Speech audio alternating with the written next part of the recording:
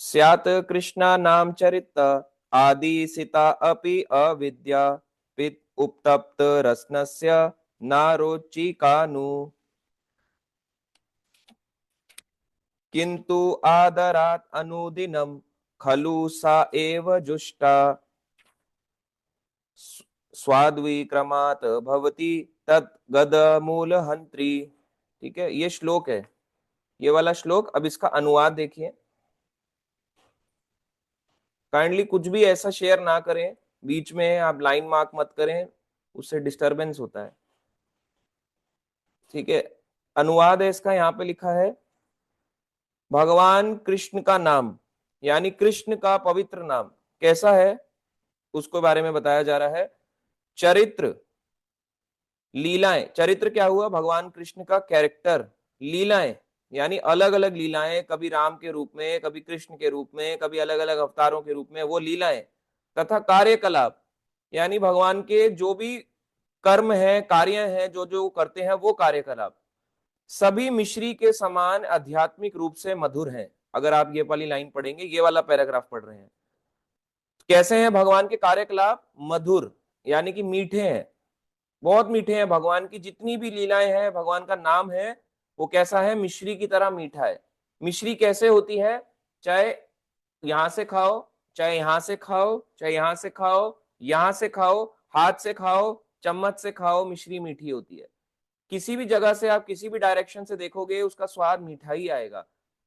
तो वैसे ही भगवान का नाम कैसा है, मीठा। आप कैसे भी लोगे, वो मधुर ही है, उसकी मिठास सबसे ज्यादा है, उसमें रस है। तो मधुर का मतलब जो रसीला वाला मीठा होता है, वो मीठा। तो भगवान का नाम, भगवान का चरित्र, कैरेक्टर हमारे जैसा नहीं है। जो भगवान के कैरेक्टर को सुनता है, पढ़ता है, उसको बहुत आनंद आता है भगवान के कैरेक्टर को सुन के। तो वो कैसा है, मीठा। कभी भी सुनते हैं भगवान के बारे में, अच्छा लगता है। किसी आम तौर पे किसी व्यक्ति के कैरेक्टर के बारे में सुने हैं, देखा है कैरेक्टरलेस है तू तो हमें बड़ा बेकार सा लगता है। मगर भगवान का नाम कैसा है, भगवान का कैरेक्टर कैसा है, मीठा, मधुर है। और भगवान की लीलाएं, लीलाएं तो बहुत ही मधुर हैं। भगवान कभी ग्वाल बाल रूप में आते हैं, कभी द्वारकाधीश रूप में होते हैं, कभी मथुराधीश रूप में होते हैं, कभी अलग अवतार लेके आते हैं, राम जी का अवतार लेके, कभी वो दत्तात्रेय अवतार लेके आते हैं, कभी शक्ति आवेश अवतार नारद मुनि के रूप में आ जाते हैं। अलग अलग अवतारों में भगवान आते आते हैं। तो भगवान के लीलाएं बहुत मधुर हैं, जितनी बार सुनो बहुत अच्छा लगता है। किसी को अगर भगवान की लीलाएं सुनने में अच्छा ना लगे, यानी कि उसने अभी मिश्री का स्वाद ही नहीं चखा। मिश्री को कहीं से भी खाओ, मीठी लगती है। तो भगवान की लीलाओं का ग्रंथ है, जो सबसे मेन ग्रंथ आता है, वो आता है श्रीमद् भागवत पुराण या श्रीमद् भागवतम। तो वो कैसा होता है, मीठा। कहीं से भी आप सुनो भगवान की लीलाएं, चाहे यहां से सुनो बीच से, चाहे सेंटर से स्टार्ट करो, चाहे उसको एंड से स्टार्ट करो, चाहे स्टार्टिंग से स्टार्ट करो, अच्छी ही लगेगी। क्योंकि मिश्री कहीं से भी खाओगे मीठी ही लगती है। वैसी भगवान की लीलाएं अच्छी ही लगती हैं सुनने में और पढ़ने में। और क्या है, भगवान के कार्यकलाप।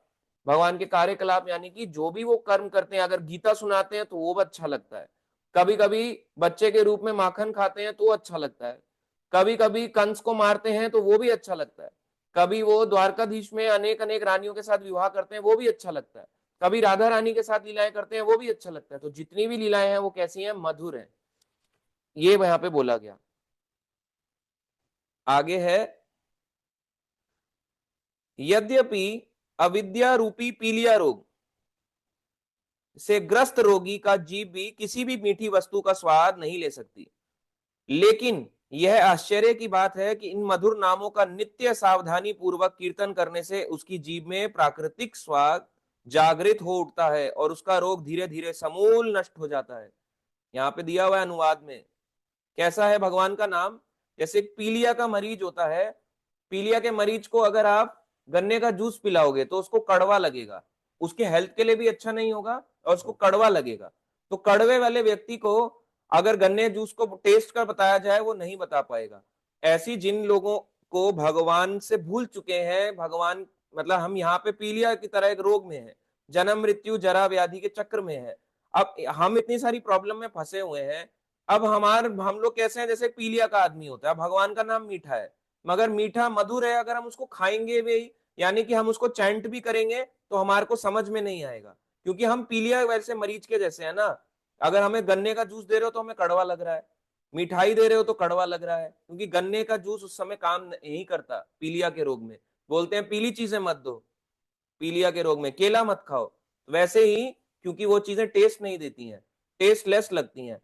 ऐसे ही जब हम इस संसार में होते हैं, इस संसार में हम जन्म मृत्यु के चक्र में बंधे हुए हैं, बहुत सारी बीमारियों से जूझ रहे हैं। इसलिए हम जब भगवान का नाम आ भी जाए तो भी हमें कड़वा लगता है।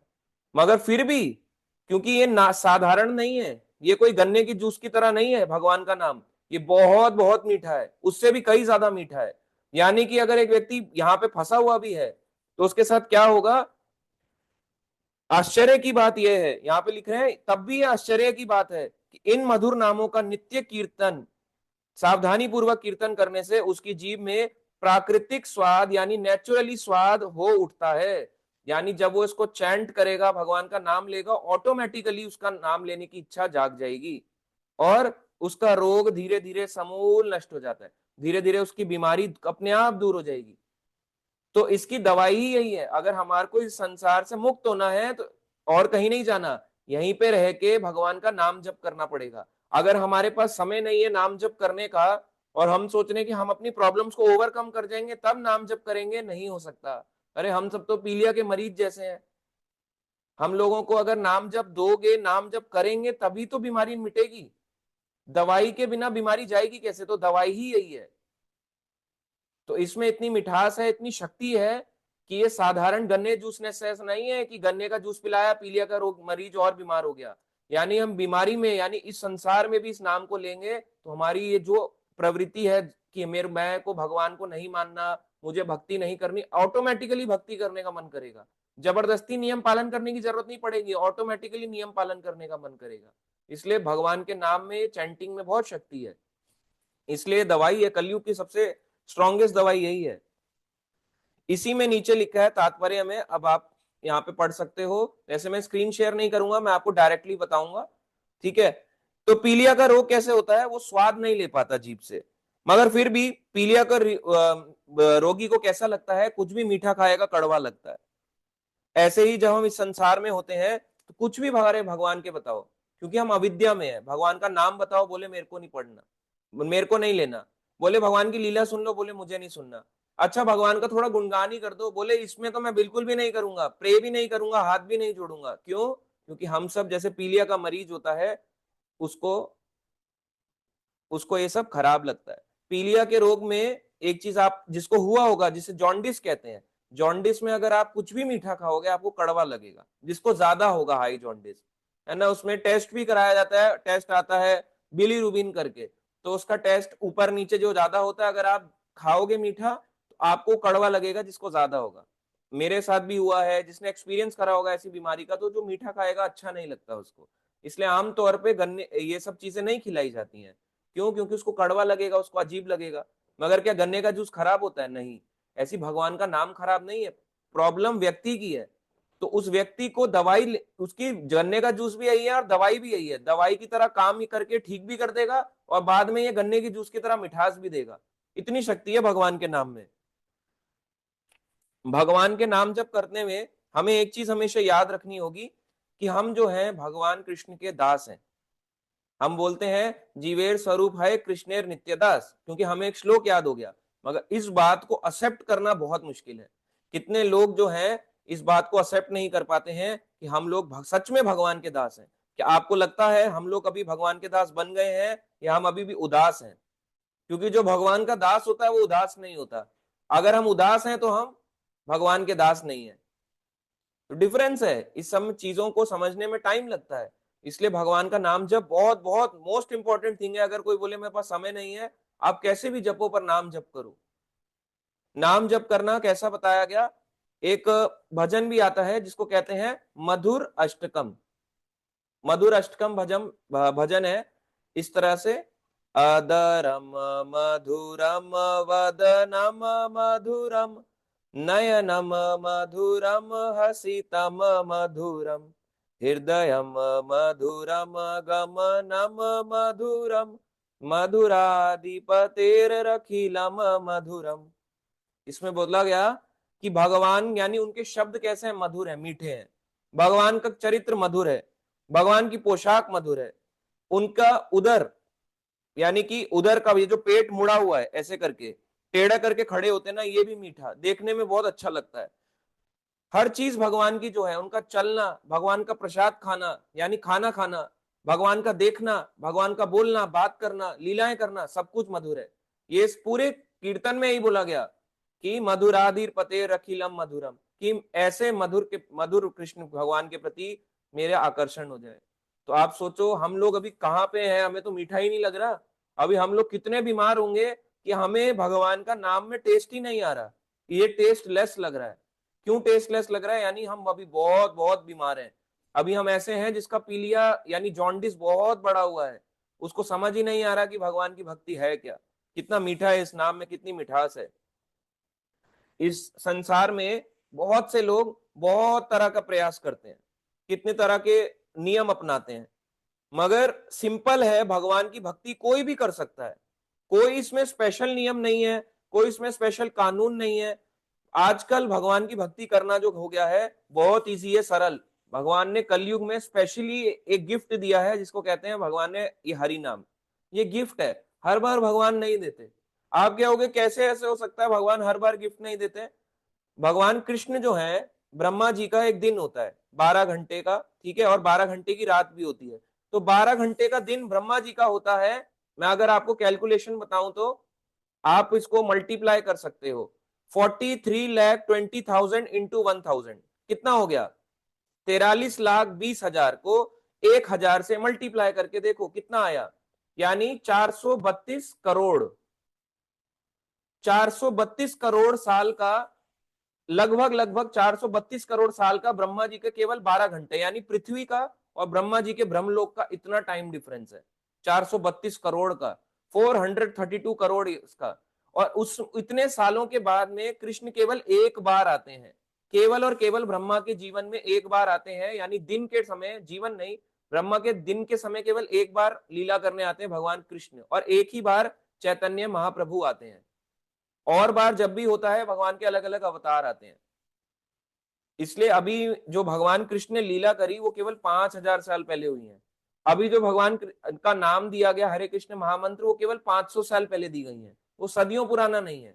हालांकि है तो हमेशा से ही, भगवान का हमेशा से अनादि काल, यानी जब से भगवान ने संसार बनाया तब से है ये भगवान का नाम। मगर स्पेशली अभी जो लोग जन्म मृत्यु के चक्कर में घूम रहे हैं, भगवान ने उनको गिफ्ट दिया है कि ये लो चैंटिंग करो आप। मगर फिर भी हम लोग चैंटिंग नहीं कर रहे, क्यों? हमें टेस्टलेस लग रहा है, हमारा जो जॉन्डिस है, हमारा बुखार इतना बड़ा हुआ है, हमें टेस्ट ही नहीं आ रहा है भगवान के नाम में। हम फील ही नहीं कर पा रहे हैं कि कितनी बड़ी हमारे को कृपा मिली हुई है। ये हर किसी को कृपा नहीं मिलती।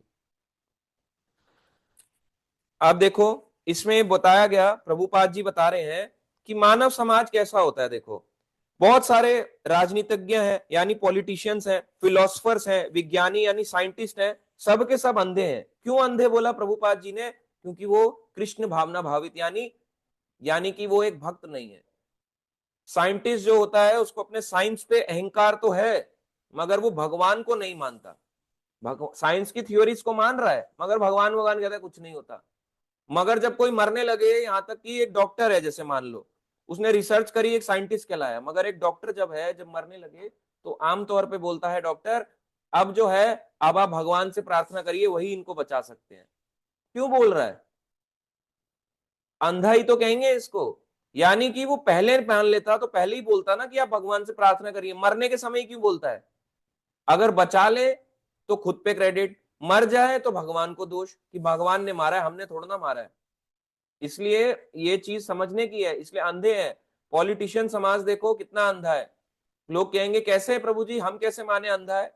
अभी रिसेंटली देखो, आज मेरे को किसी भक्त ने, हमारे भक्त ने भेजा, उन्होंने दिखाया कि कैसे जो रिसेंटली गाय है वृंदावन में, वृंदावन में 50 से ऊपर गायों को काट के सड़कों पे फेंक दिया। और लोग कहते हैं कि प्रभु जी वृंदावन बसना बसना कितना अच्छा है। नहीं है वृंदावन बसना, आपको हृदय को वृंदावन में बसाना है, यानी अपने हार्ट में वृंदावन बसाओ। प्रभुपाद जी कहते हैं Vrindavan is all about consciousness. आप वहां जाके अगर रह भी लोगे, मगर सोचो अगर जो वहां जाके रहे और उसको पता चले कि मेरे घर के यहाँ तो एक भी गाय नहीं कटती थी और वहां जाके 50 गाय कट रही हैं, तो उसका क्या हाल होगा, एकदम दिल टूट जाएगा। हमारी भी इच्छा करती है कि चलो चलो वृंदावन चलो, वृंदावन जाके धाम वास करो। मगर सोचो अगर आप उस नजारे को देख लोगे कि 50 गाय, किसी का सर कटा हुआ है, पैर कटा हुआ है, वहां जाके देख लोगे, कितना अजीब लगेगा। और अगर हम हायर अथॉरिटी से किसी से बात भी करना चाहें, किससे करेंगे? क्या आपको लगता है आज के जो सो कॉल्ड पॉलिटिशियन है वो हमारी बातों को सुनेंगे? नहीं सुनेंगे। बहुत बुरा है हाल। तो यहाँ पे लिख रहे हैं एक दोहेरा गांव है मथुरा के पास, वहां है। तो आप देखो ये बात सच है। आपको देख सब पढ़ा पता होना चाहिए कि आजकल क्या सब चल रहा है। कोई आप प्रोटेस्ट कर लो, वो कर लो, मगर ये सब हाल होता जा रहा है। क्यों? क्योंकि लोग अंधे हो चुके हैं। भगवान कृष्ण को तो मानते हैं, भगवान कृष्ण का विग्रह बनाते हैं, उसके साथ गाय खड़ी कर देते हैं, फवारे लगा देते हैं, ऐसे ऐसे उसमें ट्यून लगा दी, भगवान ऐसे खड़े हैं, पीछे राधा रानी साथ में दिखा दी, गाय दिखा दी, और पीछे से ट्यून आ रही है टूणु टूणु, और उधर गाय मर रही है। तो आप देखो, हम लोग भी अगर भक्ति करें और उनकी सेवा ना करें जो प्रैक्टिकल लेवल की है, तो हमने क्या भक्ति करी? इसलिए हम सबको मतलब आगे होना चाहिए। पर फिर भी हम देखते हैं हम सब आगे आ भी जाएं, जिसके जो लीडर है, जैसे राजा के पास प्रजा लेके गई कि हमारे को ये प्रॉब्लम है, इसको सॉल्व कीजिए।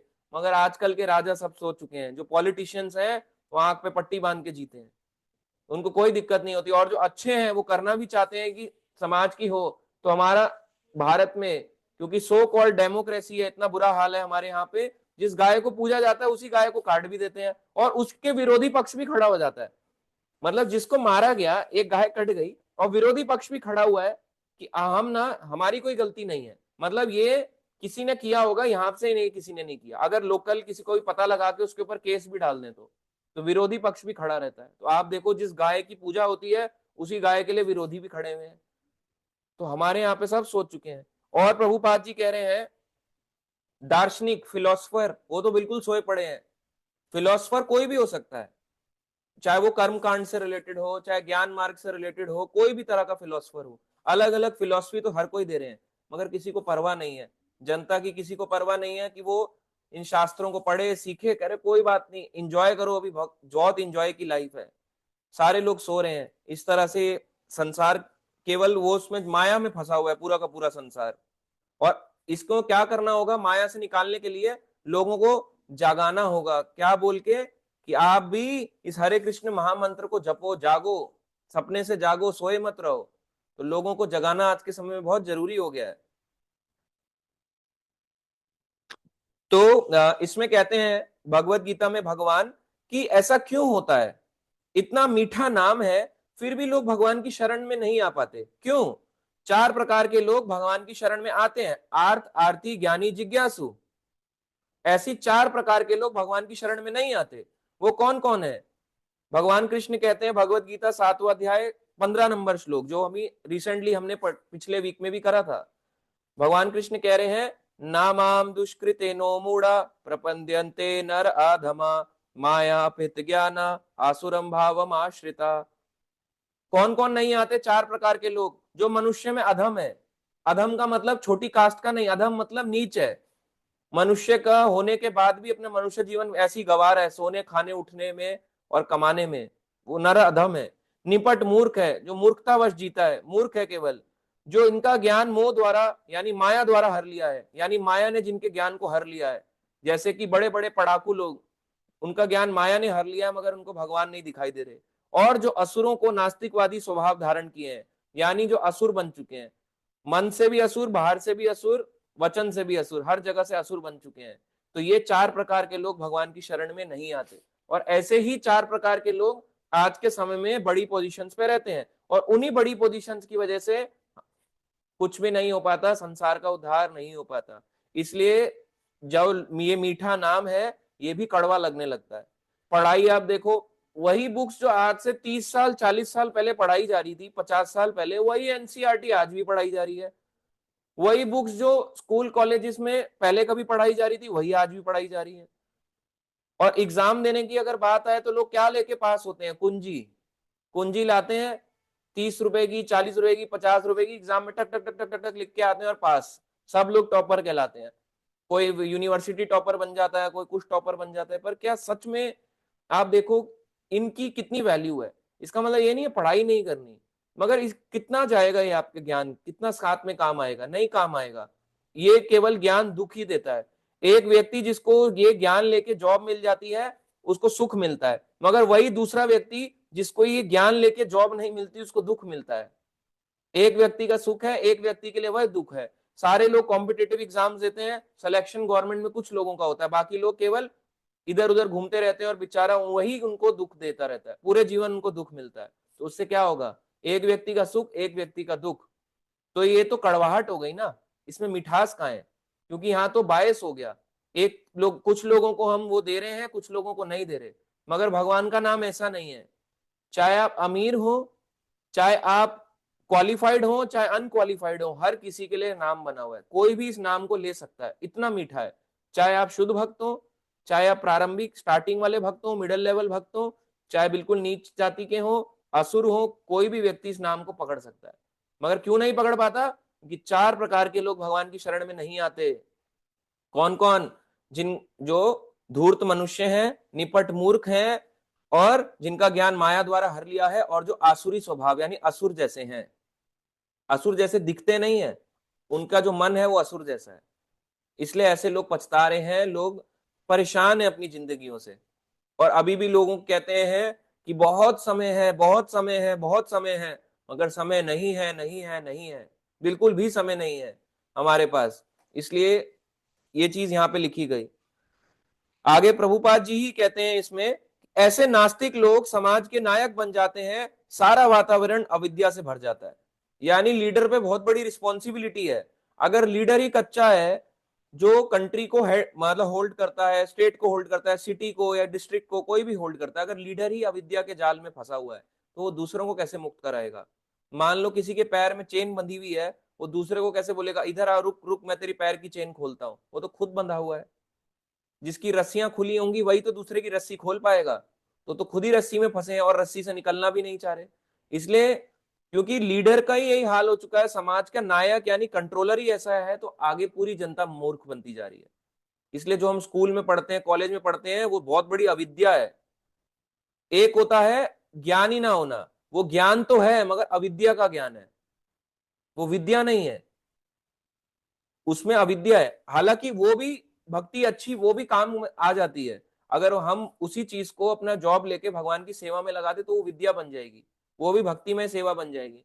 मगर अपने लिए लगाओगे तो अविद्या बनी रहेगी, पूरे जीवन अविद्या बनी रहेगी। आगे प्रभुपाद जी लिखते हैं यहीं पे कि एकमात्र औषधि इस कलयुग की क्या है, आज के वर्तमान समय के हिसाब से, हरे कृष्णा कृष्णा कृष्णा हरे हरे, हरे राम राम राम हरे हरे। इसके अलावा कोई दवाई नहीं है। कलयुग में यही सबसे स्ट्रॉन्गेस्ट दवाई है।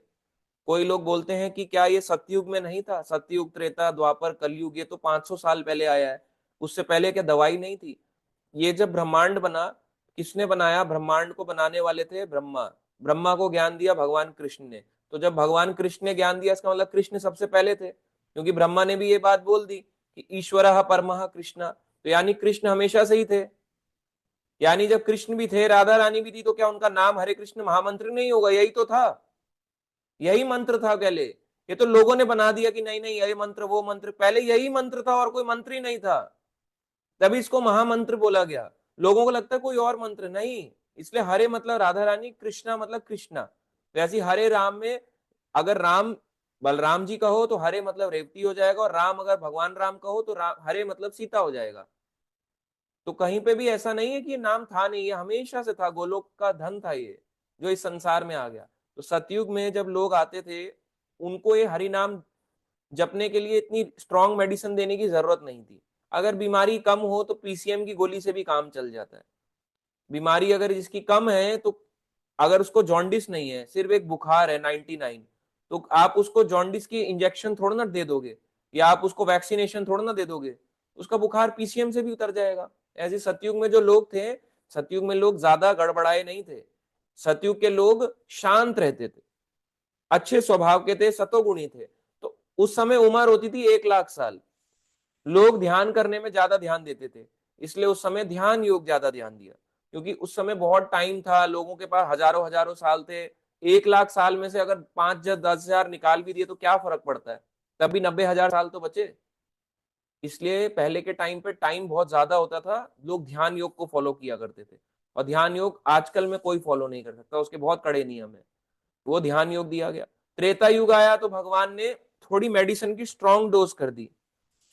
क्या किया भगवान ने, यज्ञ के रूप में आए, तो यज्ञ करने लगे त्रेता युग में। जैसे विश्वामित्र मुनि ने करा और बहुत से मुनियों ने करा, तो यज्ञ होते थे बड़े बड़े। ठीक है, तो उस यज्ञ के समय में जब दान भी दिया जाता था, भगवान का नाम भी लिया जाता था, आहुतियां भी दी जाती थी, लोगों को बुलाया भी जाता था इस तरह से, क्योंकि जरूरत बढ़ गई ना। अब सतयुग में अकेले में ध्यान करना होता था, अब त्रेता युग में परेशानी बढ़ गई, तो यज्ञ कर लेके आए भगवान ने, यज्ञ दे दिया कि अब आप यज्ञ करो। फिर द्वापर युग आया। अब द्वापर युग में भगवान कृष्ण ने क्या दिया, भगवान ने उस समय, भगवान ने विग्रह सेवा दे दी। विग्रह सेवा ज्यादा आसान है, क्योंकि विग्रह सेवा में ना तो ध्यान लगाना है, ना यज्ञ जैसी पवित्र, इतनी पवित्र वस्तुएं चाहिए यज्ञ के लिए, और ऐसे ब्राह्मण चाहिए कि मुंह से बोल के ही अग्नि जला दें। इतना स्ट्रांग भी नहीं पता, तो भगवान ने विग्रह सेवा दी। भगवान ने क्या किया, आरती अर्चना जितनी भी सारी चीजें हैं उसको भगवान ने महत्वता दी। और उस समय में सोने के प्लेट में यूज एंड थ्रो किया जाता था। जैसे कोई राजा महाराजा आए, उन्होंने बुलाया, उन्होंने सोने की प्लेट में या डायमंड की, जेम्स की प्लेट में खाते थे, और उसके बाद फेंक देते थे डायमंड की प्लेट्स को उठा के। सोने और चांदी की प्लेट्स को यूज एंड थ्रो किया जाता था। जैसे आज के समय पत्तल डोने वोने को फेंका जाता है, थर्माकोल को फेंकते हैं, पहले सोने की प्लेट्स को फेंका जाता था। रीयूज नहीं था कोई। जैसे आज के समय रिसाइकल रीयूज वाला सिस्टम था, उस समय इतना पैसा था कि जरूरत ही नहीं पड़ती थी, इतने अमीर होते थे भगवान की विग्रह सेवा करने के लिए। मगर कलयुग में तो वो भी नहीं बचा, ना जोत असली, ना घी असली, ना अगरबत्ती असली, कुछ भी नहीं बचा। तो भगवान कृष्ण ने थोड़ा सा सतयुग का भी दे दिया, थोड़ा त्रेता का भी लोग फॉलो कर रहे हैं, थोड़ा द्वापर का विग्रह सेवा भी फॉलो कर रहे हैं, जो करना भी चाहिए। मगर मेन इसका है, भगवान कृष्ण ने कलयुग में जब बीमारी, लोग सबसे ज्यादा परेशान होने लगे, तो लोग, भगवान को समझ आ गया, ना तो इनके पास उम्र बची कि सतयुग की तरह ध्यान लगा पाए, लंबा लंबा बैठ पाए, घंटों घंटों तक, हजारों सालों तक तपस्या कर सके। लोगों की पीठ में दर्द है, आंखों में दर्द है, जोड़ों में दर्द है, बैठ ही नहीं सकते। त्रेता युग आया, त्रेता युग में ही बैठ के यज्ञ करना होता है, सारी शुद्ध चीजें चाहिए होती हैं, ब्राह्मणों को बुलाना चाहिए जो माचिस जला के, लाइटर लगा के ना जलाएं, मुंह से बोले और अग्नि जल जाए। ऐसे ब्राह्मण भी नहीं बचे हैं, इतने स्ट्रांग ब्राह्मण। इसलिए भगवान ये भी जानते थे, भगवान कहते थे द्वापर युग ये भी जानते थे कि अब लोगों के पास इतना पैसा नहीं है कि सोने की प्लेट को यूज एंड थ्रो करें। एक बार यूज, खिलाया, प्रसाद दिया और फेंक दिया उसको कूड़े के समान, इस तरह से इतना पैसा भी नहीं है। तो भगवान ने एक सिंपल सा प्रोसेस दिया कलयुग में। क्या दिया, हरे कृष्ण महामंत्र। इसलिए बोला गया कलौ तद हरि कीर्तनाद। कलयुग में हरि नाम का कीर्तन, कृष्ण काले नाम, है ना। तो कलयुग में भगवान ने कृष्ण रूप के, नाम रूप में अवतार लेके आए हैं। कली काले नाम रूपे कृष्ण अवतार। तो कलयुग में भगवान कृष्ण इस रूप में आए हैं। भगवान का नाम ही भगवान है, साक्षात भगवान है। इसको लेना हमारा एक इंपॉर्टेंट, ये नहीं कि देख लेंगे, करना ही करना है। अगर कोई ये नहीं कर रहा, कलयुग की मोस्ट इंपॉर्टेंट एक्टिविटी है, तो इसका मतलब कलयुग में जो भक्ति टिकी है वो 98% बोला जाता है कि इस हरि नाम पे टिकी है। और 2% में सब कुछ आता है, शास्त्र पढ़ना, शास्त्र सुनना, विग्रह सेवा करना, परिक्रमाएं लगाना, दंडवत मारना, प्रणाम करना, सब कुछ 98% हरि नाम। अब क्या होगा, तो फिर वो 2% क्या, क्यों हम माने 2% का काम ही क्यों करें, सिर्फ चैंटिंग कर लो, नहीं कर पाओगे। अगर गाड़ी का एक नट भी निकाल दोगे ना, तो गाड़ी चलनी बंद हो जाएगी। गाड़ी से स्टेयरिंग निकाल के फेंक दो, गाड़ी का कोई काम नहीं बचेगा, राइट लेफ्ट नहीं हो पाएगी। इसलिए वो 2% की भी जो भक्ति है ना, हियरिंग रीडिंग, वो बहुत जरूरी है। उसके बिना गाड़ी चल ही नहीं सकती। स्टेयरिंग निकाल दो, गाड़ी किस काम की। एक्सेलरेटर निकाल दो नीचे से, गाड़ी को ऐसे ऐसे करते रहोगे, चलेगी नहीं। स्कूटी का ये ही निकाल दो, स्कूटी या बाइक से रेस निकाल दो, रेस हटा दो, ब्रेक दबाता रहेगा, क्या करेगा, स्कूटी चलेगी नहीं। किक मार के कितना चला लेगा, तार लगा के कितना चला लेगा, जुगाड़ कर करके। इसलिए हियरिंग रीडिंग पूरा, जब तक वो हियरिंग रीडिंग ही जिसका कच्चा है, वो कभी भक्ति कर ही नहीं सकता। वो हरि कृष्ण महामंत्र को कभी समझ ही नहीं पाएगा कि है क्या ये, भगवान ने क्या गिफ्ट दिया है हमें, बहुत बड़ा। इसलिए ये दोनों चीजें करते हुए जो चैंटिंग करता है, उसकी चैंटिंग कंप्लीट मानी जाती है। तो ये दोनों चीजें बेस है चैंटिंग का, इसके बिना चैंटिंग अधूरी है। अधूरी चैंटिंग होती है अगर हम अपनी माला करते हैं और ये हियरिंग रीडिंग नहीं करते तो ये तीनों चीजें लाइफ का पार्ट होना चाहिए, मोस्ट इंपॉर्टेंट पार्ट। तो इसमें ही आगे बताया गया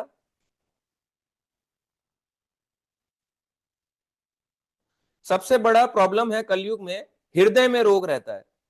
मन को साफ करना बहुत जरूरी है। कलयुग में मन को साफ करने की और कोई दवाई नहीं है। आप ध्यान लगा के ऐसे करके बैठ के देखो, कितनी देर आप ध्यान लगाओगे, कितना आपका मन साफ हो जाएगा? नहीं हो पाएगा। आप ऐसे ध्यान लगाओ, और जो मांस खाता हो और सोचो कि आज से मैं मांस छोड़ दूंगा, आप खाओगे? नहीं छूटेगा मांस।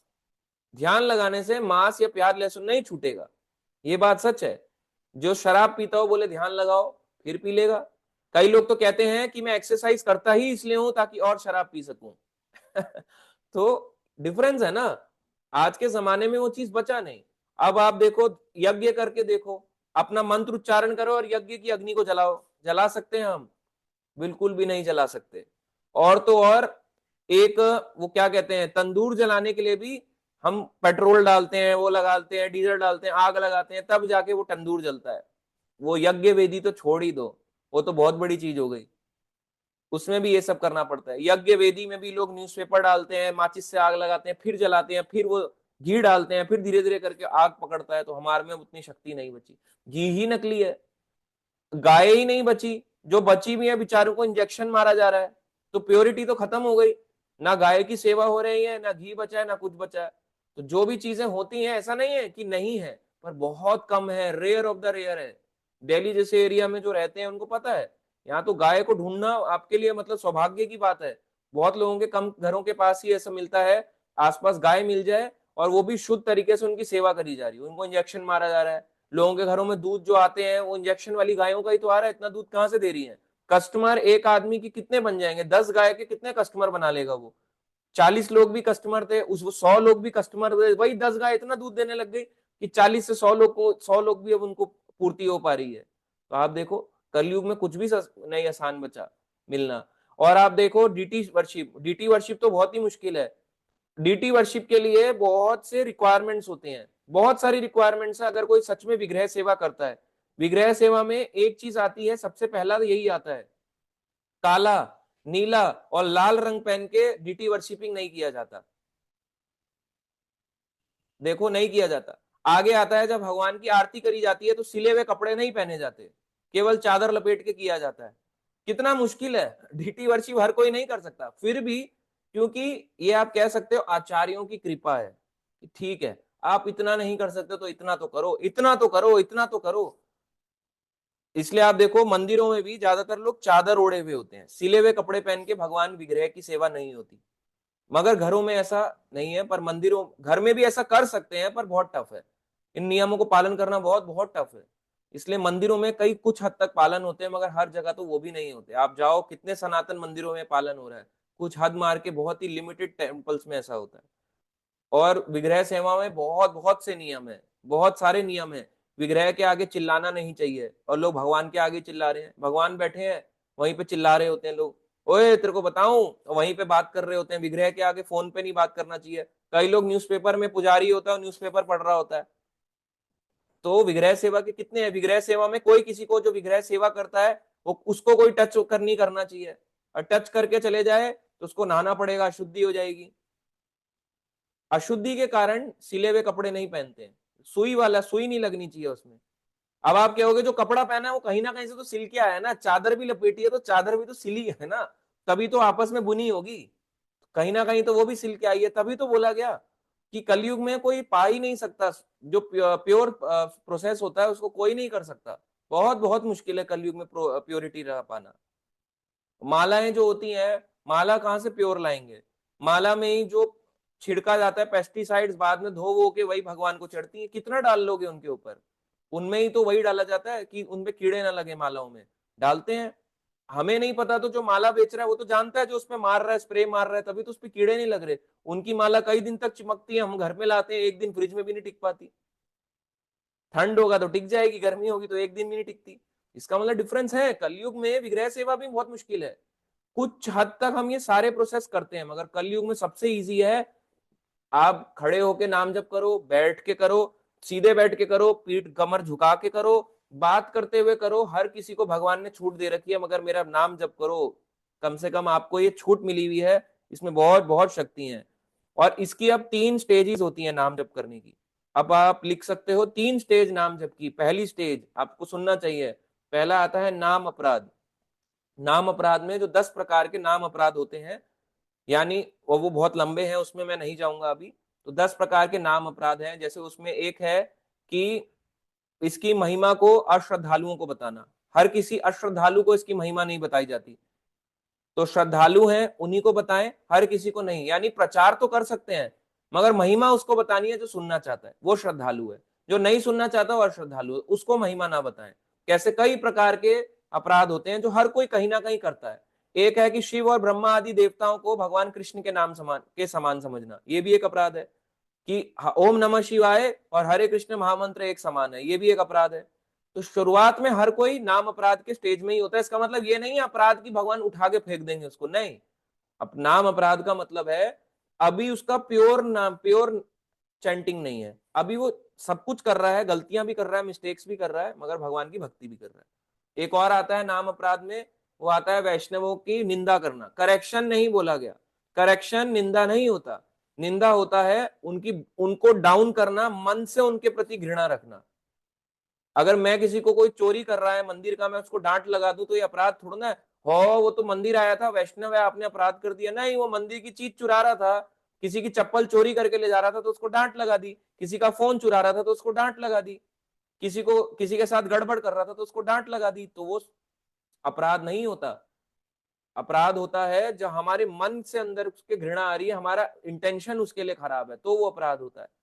तो अपराध करना भी एक तरह से नाम अपराध में आता है। और भी बहुत सारे नाम अपराध हैं, पर अभी हम उसको नहीं बताएंगे। नाम के बल पे पाप करना एक और है, कि हरि कृष्ण महामंत्र भी बोलेंगे और शराब भी पीते रहेंगे। शुरुआत में ऐसा कर सकते हैं, क्योंकि चैंटिंग इतनी प्योर है, इतनी प्योर है कि वो व्यक्ति को धीरे धीरे करके उससे उबार देगी। इसलिए शुरुआती स्टेज नाम अपराध की होती है। जब जब ऐसे अपराध बंद हो जाते हैं तो सेकंड स्टेज आता है चैंटिंग का, वो आता है नाम आभास। इसका मतलब हमारे अपराध बंद हो गए, मगर अभी प्योर प्योर भक्ति नहीं है। तो नाम आभास सेकंड स्टेज है। तीसरा स्टेज आता है जिसको कहते हैं शुद्ध नाम, यानी प्योर नेम।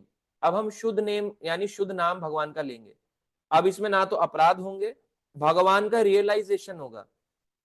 हर बार जब भगवान का चैंटिंग करेंगे रियलाइजेशन होगा। कभी कभी ये चीज हमें आज भी होगी चैंटिंग करते हुए, मगर बार बार नहीं होगी। तो इसलिए हमें ऐसा नहीं सोचना चाहिए कि मैं आज चैंटिंग कर रहा हूं तो आज ही मेरा शुद्ध नाम आ गया। कभी कभी भगवान ऐसा देते हैं झटका सा, एकदम आ जाएंगे, ऐसे लगेगा माइंड में भगवान ही चल रहे हैं, भगवान ही मेरे से बात कर रहे हैं, आ जाएगा ऐसा, मगर हर बार नहीं आता। मगर जब वो हर बार आने लगेगा तो वो शुद्ध नाम बन जाएगा। और वो कैसे आएगा, इसी प्रोसेस को। अगर आपको क्रिकेट खेलना सीखना है तो क्रिकेट खेलते रहना पड़ेगा, फुटबॉल खेलना सीखना है तो फुटबॉल खेलते रहना पड़ेगा। अगर आपको आईएएस की तैयारी करते रहनी है, एग्जाम देते रहने, अटेम्प्ट देते रहने, तो करते रहने पड़ेंगे जब तक क्लियर ना हो जाए। ऐसी चैंटिंग को प्योरिटी में लाना है तो चैंटिंग करते ही रहनी पड़ेगी, इसका और कोई सॉल्यूशन नहीं है। जैसे हर चीज को प्रोसेस में करते रहना पड़ता है, प्रैक्टिस प्रैक्टिस प्रैक्टिस, तो बोलते हैं ना practice makes a man perfect. तो ऐसी चैंटिंग हम प्रैक्टिस करते करते ही परफेक्ट बनेंगे, मगर छोड़ना इसका सॉल्यूशन नहीं है। इसीलिए अगर हम अशुद्ध हो, कैसे भी हो, चैंटिंग कभी नहीं छोड़े। कुछ भी हो जाए चैंटिंग मत छोड़ो। चैंटिंग एक्टिविटी है, चाहे आप 2 माला करते हो 2 करो, 4 करते हो 4 करो, पर करो। आइडियली 16 बोला जाता है, अगर नहीं हो पाती तो कम से कम हम 2 4 कुछ करें। एक माला 6 से 7 मिनट 8 मिनट में होती है। तो अब ये डिपेंड करता है हमारी स्पीड पे। अगर आपको लगता है मुझे बढ़ानी है, कैसे मैनेज करूं, तो फिर आता है गाइडेंस कि कैसे हम इसको फॉलो कर सकते हैं। इसलिए इसमें सिंपल सा बात बोली गई कि अगर कंक्लूजन निकालें तो बीमारी का सॉल्यूशन यही है कि हम क्या करें, भगवान को कानों से सुने, है ना। कानों से जो भगवान का नाम है, इस मंत्र को मुंह से बोले, कानों से सुने, मुंह से बोले, कानों से सुने। तो ये दवाई जो है धीरे धीरे जैसे जैसे कान में चैंटिंग, आपकी चैंटिंग बोली हुई जाती रहेगी, वैसे वैसे बीमारी धीरे धीरे, मन का मैल साफ होता रहेगा। तो मन को जिसने जीत लिया वो सब, है ना, भगवान कहते हैं जिस जो मन को हार गया उसके लिए मन सबसे बड़ा शत्रु है, और जिसने मन को जीत लिया मन उसका सबसे बड़ा मित्र है। तो अगर मित्र बनाना है, मन ही हमारा फ्रेंड बन जाए तो क्या दिक्कत है। उसके लिए हमारे को कॉन्टिन्यूअस चैंट करना होगा, और कोई सॉल्यूशन नहीं है।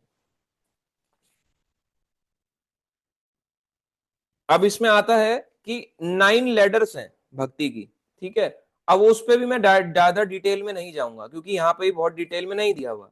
तो सबसे पहले जो स्टार्ट होती है वो आता है आदौ श्रद्धा, श्रद्धा ततः साधु संग। तो पहला आता है कि सबसे पहले व्यक्ति को जब स्टार्टिंग वो भक्ति करता है, या कह आगे भी ऐसे नहीं आगे जाके छोड़ दिया, उसको आदौ श्रद्धा है ना, ततः साधु संग, पहले उसको श्रद्धा, श्रद्धा के लिए आना पड़ेगा। श्रद्धा नहीं है, श्रद्धा माता जी नहीं, यानी श्रद्धा अगर उसको नहीं है, उसको श्रद्धा बढ़ाने के लिए सुनना पड़ेगा भगवान के बारे में। मेरे को अगर किसी को जानना है, फेथ बढ़ाना है, तो कैसे जानूंगा? उसके बारे में सुन के। एक लड़का लड़की को पसंद करता है तो क्यों करता है? उसके बारे में सुन के। फोटो तो इंस्टाग्राम में भी दिख जाती है, फोटो तो फेसबुक में भी दिख जाती है, मैट्रिमोनियल साइट में भी दिख जाती है, तो क्यों लड़का लड़की आपस में एक दूसरे से बात करते हैं? क्यों उसकी पास्ट हिस्ट्री में जाते हैं? इसलिए ही जाते हैं ताकि उसको जान पाए। ऐसे ही हम भगवान की हिस्ट्री को जानना चाहते हैं, तब भी तो प्रेम होगा भगवान से, नहीं तो प्रेम ही नहीं होगा अगर भगवान की हिस्ट्री नहीं जानेंगे। तो हिस्ट्री जानेंगे तो श्रद्धा बनेगी, नहीं तो श्रद्धा भी नहीं आएगी। और श्रद्धा के बाद फिर साधु संग, भक्तों का संग, फिर आता है, इसके बाद आता है भजन क्रिया। तो भजन तो तब कर पाएगा अच्छे से जब उसकी श्रद्धा अच्छी होगी। इसलिए अभी भी हम चैंटिंग कर रहे हैं ऐसा नहीं हो भजन नहीं है, वो भी भजन है, वो भी चैंटिंग है, पर अभी बहुत लोअर लेवल पे है। जो भी चैंटिंग कर रहा है मगर उसकी श्रद्धा नहीं बढ़ रही, तो अभी वो लो लेवल पे है। अगर उसका फेथ बढ़ रहा है, इसका मतलब वो ऐसे ऐसे सीढ़ी में आगे बढ़ना स्टार्ट हो गया है, वो क्लास में आना शुरू कर गया, इसका मतलब साधु संग उसका चालू हो गया, भजन क्रिया उसकी चालू हो गई, तीसरा स्टेप आता है उसकी भजन क्रिया चालू हो गई। इस तरह से आगे बढ़ता है धीरे धीरे करके। जब वो चैंटिंग करने लगता है, 16 माला पे आता है, फिर 4 नियमों को फॉलो करने लगता है। क्या नियम है? मांस ना खाना, जिसमें प्याज और लहसुन भी आता है, ये भी एक बहुत बड़ा नियम है, प्याज लहसुन ना खाना। ये एक नियम है। बाहर जाके लोग फैल जाते हैं, बहुत से लोग की भूख जो होती है उनको सताने लग जाती है, तो वो कुछ भी देखते हैं फिर खा लेते हैं। तो ये स्टार्टिंग में तो ठीक है, मगर बहुत लंबे टाइम तक तो फिर हमारी श्रद्धा कैसे बढ़ेगी? इसका मतलब श्रद्धा नहीं बढ़ी। श्रद्धा बढ़ेगी ऑटोमेटिकली छूट जाएगा। अब फेथ बढ़ गया भगवान पे कि नहीं, भगवान की भक्ति में मेरे को रुकावट डालता है, इसलिए मुझे प्याज लहसुन छोड़ना चाहिए। तो धीरे धीरे करके वो ये प्याज लहसुन छोड़ता है, तो पहला नियम फॉलो करने लगता है। उसके बाद जो है, उसके बाद जो है ये क्या करने लगता है? जब श्रद्धा आ गई, पहला नियम पालन किया। दूसरा नियम है यानी कि शराब ना पीना। शराब ना पीना भी बहुत बड़ा एक नियम है। उसमें सिगरेट भी आता है, गुटखा भी आता है, मीठा पान भी आता है। मीठा पान भी नहीं खाते हैं हम। आप क्या हो गए, भगवान कृष्ण को तो वृंदावन में भोग लगाया जाता है, तो हम क्यों नहीं खाते हैं? भगवान तो कुछ भी खा सकते हैं। भगवान अपना जब विस्तार करके शिवजी पी के आते हैं, शिवजी बन के रूप में आते हैं, तो वो तो हलाहल विष जहर भी पी सकते हैं। तो क्या हम जहर पी जाएंगे? हम कॉपी नहीं कर सकते। कृष्ण पान खाते हैं, कृष्ण तो बहुत कुछ करते हैं, रासलीला भी कर सकते हैं। क्या हम रासलीला करेंगे? और अगर कर दी तो हमारी बीवी तो हमें छोड़ेगी नहीं। तो हम नहीं कर सकते, कॉपी हमें नहीं करना भगवान को कभी भी। इसलिए भगवान को कॉपी नहीं करना है। तो ये भी एक नियम है कि पान नहीं खाना, पान ना खाना भी एक नियम है। मीठा पान भी वो क्या है क्यों ना हो। और गुटखा तंबाकू तो छोड़ ही दो। अच्छा, कई लोग कहते हैं पास पास खा ले, तो पास पास से भगवान तो पास नहीं आएंगे, दूर हो जाएंगे अगर हम पास पास खाएंगे। कई लोग कहते हैं बाबा इलायची खा लें, अगर आप बाबा इलायची खाएंगे तो भगवान बहुत दूर चले जाएंगे आपसे, कहेंगे अभी बाबा बनना है इसको, बाबा इलायची खा रहा है। तो ये सब नहीं खाना चाहिए। जो उसमें सिल्वर कोटिंग होती है, आप देखो बहुत गंदी तरीके से बनती है वो सिल्वर कोटिंग। आप उसमें डालो यूट्यूब में, हाउ दिस दिस मतलब जो भी है सौंफ इलायची पैकेट्स आर मेड, बहुत गंदी तरीके से बनती है। इससे अच्छा तो घर में आप सौंफ और मिश्री या सौंफ और गुड़ खा लो, वो ज्यादा अच्छा है। अगर बहुत ही खाने की इच्छा है, कम से कम घर का अच्छा ताजा चीज तो है। पर ये चीज भी एक नियम में आता है। उसमें चाय कॉफी भी है। चाय का मतलब मसाला चाय नहीं, मसाला चाय पी सकते हैं जो ये खड़े मसालों से या पीस के बनाई जाती है। अर्जुन छाल वाली भी पी सकते हैं, मगर जो कैफिनेटेड होती है वो भी नहीं पीते। ये भी एक बहुत बड़ा नियम है भक्ति में। पर इसका मतलब ये नहीं है पीते हैं तो वो है ना बिल्कुल भगवान ने उसको त्याग दिया, नहीं। स्वीकार लिया भगवान ने। अगर आप चैंटिंग कर रहे हो, भगवान आपको स्वीकार रहे हैं। आप मंदिर जा रहे हो, स्वीकारा हुआ है भगवान ने आपको। धीरे धीरे छूट जाएगा। कोई भी चीज ऐसे नहीं होता कि फर्स्ट टाइम यू आएगा और उसको छूट जाएगी। सबको उसको ओवरकम करने में टाइम लगेगा। तो वो भी एक नियम है कि चाय कॉफी नहीं पीना। और इसमें और भी आता है भांग ना खाना। कई लोग कहते हैं इसमें तो खा भी नहीं रहे, इसमें क्या दिक्कत है? ये भी एक नियम है कि भांग ना खाना। ठीक है। अब कई उसमें लोग बोलते हैं अच्छा ड्राई ड्राई नशा तो नहीं है ना, ड्राई नशा के बारे में तो कहीं नहीं बोला। अरे ड्राई नशा क्या, नाक से खींचोगे तो वो भी तो अंदर ही जा रहा है शरीर के, वो भी नहीं करना, ड्राई नशा भी नहीं करना है। किसी भी तरीके का नशा हो, चाहे फेवी बॉन्ड का हो, फेवी स्टिक का हो, किसी तरीके का नशा नहीं करना है। ये सब चीजें नया नशा करने में आता है कि नशा का कोई ऐसी चीज नहीं लेनी, या हैबिट फॉर्मिंग चीज नहीं लेनी। अब आता है तीसरा, और इसमें एक और नियम आता है, मशरूम ना खाना, मसूर दाल ना खाना। भगवान को नहीं लगाई जाती। अगर आप सोचो कि वृंदावन में लगाते, नहीं लगाते। वृंदावन में तो बहुत और हाई स्टैंडर्ड है, नहीं लगाई जाती। पर आमतौर पे हमें प्रभुपाद जी ने इतना ही दिया है कि मसूर दाल ना खाना, क्योंकि मसूर नहीं खाते हैं, तामसिक दाल में काउंट होती है, बाकी दालें खा सकते हैं सभी। और मशरूम भी नहीं खाए जाते, क्योंकि वो फंगस से बनता है, अगर आप डालो तो फंगस से बनता है। कई लोग कहते हैं जो अंजीर होती है वो भी कीड़ों से बनती है, गलत। अंजीर ऐसा कुछ नहीं है। अंजीर पौधों में, पेड़ में उगता है, उसका अंजीर का जो भी पेड़ पौधा है उसमें उगता है, और वो काफी टाइम के बाद बनता है और वो दोबारा उग जाता है। तो अंजीर खाने से हम कीड़े को नहीं खा रहे हैं, ये गलत है। ऐसे तो जो मधुमक्खी का छत्ता है, तो वो भी तो मधुमक्खी से ही बन रहा है। मधुमक्खी का जो वेस्ट प्रोडक्ट है उससे बनता है। तो उससे हम भगवान का अभिषेक करा रहे हैं, क्यों करा रहे हैं, तब भी करा रहे हैं। शंख है वो स्नेल की हड्डी है, मगर उसको भगवान यूज करते हैं तो हम भी शंख बजाते हैं, क्योंकि भगवान के हाथ में भी विष्णु रूप में शंख रहता है। इसलिए स्नेक, ये जो स्नेल का शंख बनता है हम उसको यूज करते हैं, उसकी हड्डी का। इसलिए जो चीजें यूजफुल की हम करते हैं, जो यूज की नहीं हम नहीं करते। तीसरा नियम जो है वो भी बड़ा स्ट्रांग है, वो है जुआ ना खेलना। जुआ में कई बार लोग सोचते हैं कि केवल ड्रीम इलेवन ही जुआ है, मगर ड्रीम इलेवन जुआ नहीं, बहुत तरह के जुए होते हैं। अपने रिस्क जान को रिस्क में डालना भी जुआ है। कैसा? बंजी जंपिंग करना, कि क्लिफ जंपिंग करेंगे, बंजी जंपिंग करेंगे, पैर पे रस्सी बांधी पहाड़ में ऐसे करके उल्टा कूद गए, ये भी एक तरह का जुआ है। ये भी नशा, ये भी जुआ में ही काउंट होता है कि आपने भगवान की दी हुई इतनी अच्छी लाइफ को रिस्क पर डालना चाह रहे हो, ऐसे करके उसमें छलांग लगा दी। कई लोग उसमें डायरेक्ट कूद जाते हैं पहाड़ के नीचे, तो वो भी गलत है, ये भी जुआ है। कई लोग, प्लेन होता है, प्लेन जा रहा है अच्छा खासा, प्लेन में बैठ के जाओ, कूदना क्यों है भाई, तुम्हें बहुत पैसा है, हेलीकॉप्टर में जाओ, उसमें ऐसे करके छलांग लगाएंगे और ऐसे करके और ऐसे करके पैराशूट खुल जाएगा, जो भी कहते हैं उसको, पैराग्लाइडिंग, पैरासेलिंग, जो भी कहो, उसमें ऐसे करके आता है, नीचे करके आता है। तो ये भी एक जुआ है, आपने अपनी लाइफ को रिस्क में डाला। और आता है कि एक मैंने बहुत पहले के टाइम पे एक बार मैं समुद्र के पास में गया था, तो वहां पे वो होती है, नाव होती है, उसको बनाना बोट कहते हैं, वो बनाना की शेप की होती है। तो उसमें बैठ के जाओ, मोटर बोट के पीछे उसको बांध दिया जाता है, उसको ऐसे ऐसे करके लहरों में ले जाया जाता है, और आगे इतनी तेज लहर आएगी कि आप ऐसे करके नाव से ऐसे करके पलट जाओगे। तो मैं अपने जीवन में एक बार अपनी लाइफ में ऐसा बैठा था, क्योंकि उस समय मैं भक्ति में नहीं था, बिल्कुल भी नहीं था। तो उस समय मैं बैठा था, तो जब उसमें लगा कि बस प्राण चले गए, तो ये भी एक बहुत रॉन्ग है, क्योंकि हम अपने प्राणों को रिस्क में डाल रहे हैं जबरदस्ती। भगवान कह रहे नहीं तुझे मरना नहीं है, मगर हम कहेंगे नहीं आज कुछ तूफानी करते हैं। तो ये भी एक तरह का, ये भी है, ये भी गैम्बलिंग में आता है, ये सब चीजें गैम्बलिंग में आती है। कई बार लोग स्टॉक मार्केट को गैम्बलिंग बोलते हैं, देखो स्टॉक मार्केट बहुत बड़ा है, हम जो बैंक में पैसा इन्वेस्ट करते हैं वो भी स्टॉक्स में ही लगता है। उस हिसाब से तो बैंक में सेव करना ही छोड़ दो, क्योंकि बैंक कहां से ला के देगा, स्टॉक पे लगाएगा तभी तो आपको ला के देगा।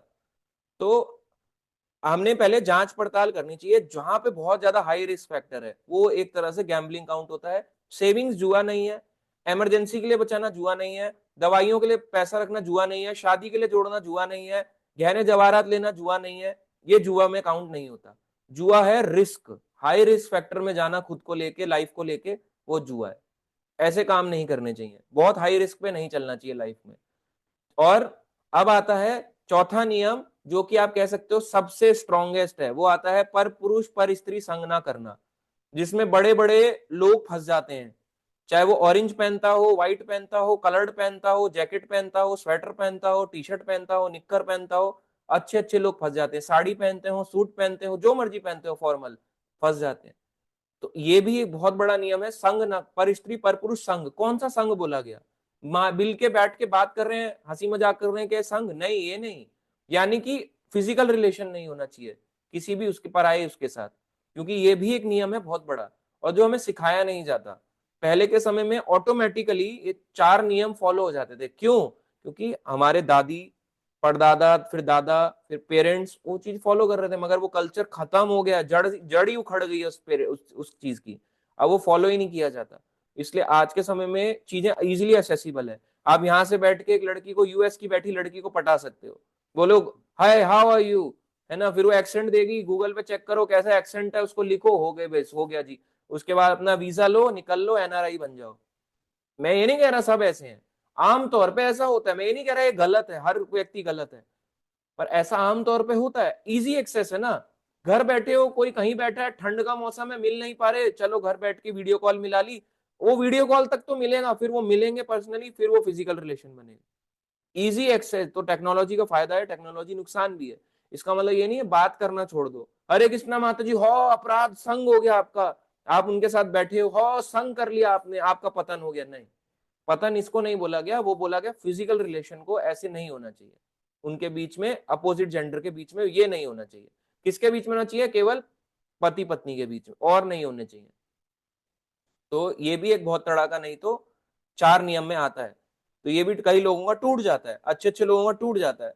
इसका रीजन ये है क्योंकि माया बहुत बहुत स्ट्रांग है। वो सोचेगा मेरे को थोड़ा ना माया जकड़ सकती है, मैं माया के कंट्रोल में नहीं हूं, और उसी को सबसे पहले माया कंट्रोल करती है। इसलिए हमें हमेशा यही सोचना चाहिए कि मैं पतित ही हूं, चाहे मुझे कितना भी ज्ञान आ जाए, पर मैं पतित हूं, और मैं भी प्रयास कर रहा हूं। जहां हमने ये सोच लिया कि नहीं नहीं मेरा प्रयास सफल हो गया, गई हमारी, हो गई फिर हमारी भजन क्रिया, माया हमारे भजन को खत्म कर डालेगी कुछ ही टाइम के अंदर। तो ऐसे ही होता है, पहले श्रद्धा, साधु संग, फिर भजन क्रिया, फिर इस तरह से धीरे धीरे सीढ़ी बढ़ती है। तो अभी मैं उसमें ज्यादा नहीं जाऊंगा क्योंकि वो फिर बहुत लंबा हो जाएगा टॉपिक।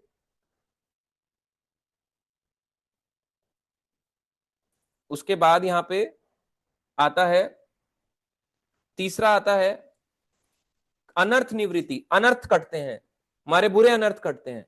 ठीक है, अभी उसमें नहीं जाऊंगा। फिर आता है निष्ठा, हमारा डिटर्मिनेशन बढ़ता है। फिर रुचि, फिर हमारी भगवान के नाम में रुचि बढ़ती है। फिर उससे आसक्ति होती है, यानी भगवान से आसक्ति होती है। फिर भाव आता है, फिर प्रेम आता है। यानी भाव की जो सीढ़ी है वो 8वें नंबर पे, अगर आप सीढ़ी चढ़ो 1 2 3 4 5 6 7 8 9, तो स्टार्ट होता है श्रद्धा से। पहली सीढ़ी श्रद्धा की है, 8वीं सीढ़ी भाव की है, 9वीं सीढ़ी प्रेम की है। तो हम बोलते हैं ना, आप बड़े भाव वाले हैं, हरे कृष्णा प्रभु जी आप में बड़ा भाव है।